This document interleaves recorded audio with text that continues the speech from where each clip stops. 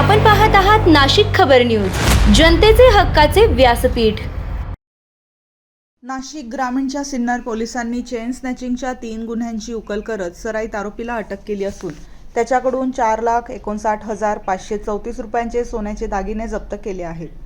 Police अधीक्षक DS. स्वामी, upper police अधीक्षक Vimala S., उपविभागीय पोलीस अधिकारी कांतीलाल पाटील यांच्या मार्गदर्शनाखाली आणि सिन्नर पोलीस ठाण्याचे पोलीस निरीक्षक संदीप कुमार बोरसे यांच्या नेतृत्वाखाली ही कारवाई करण्यात आली।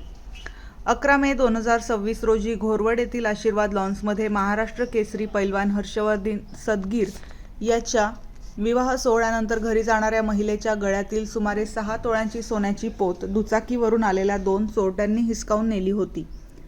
या प्रकरणाचा तपास करताना गुन्हे शोध पथकाने सीसीटीव्ही फुटेज आणि तांत्रिक माहितीच्या आधारे अनिल सुभाष चिंतावणी, राहणार वडाळा महादेव, तालुका श्रीरामपूर, जिल्हा अहिल्यानगर याला अशोकनगर येथून अटक केली। चौकशीत त्याने साथीदार प्रकाश गोनके, राहणार उभाडे, इगतपुरी याच्यासह सिन्नर आणि शिर्डी परिसरात चेन स्नॅचिंगचे गुन्हे केल्याची कबुली दिली। आरोपीकडून 38.7 ग्रॅम वजनाचे सोन्याचे दागिने एकूण 4,59,534 रुपयांचा मुद्देमाल जप्त करण्यात आला। तपासात सिन्नर पोलीस ठाण्यातील 2 आणि शिर्डी पोलीस ठाण्यातील 1 अशा 3 गुन्ह्यांची उकल झाली आहे।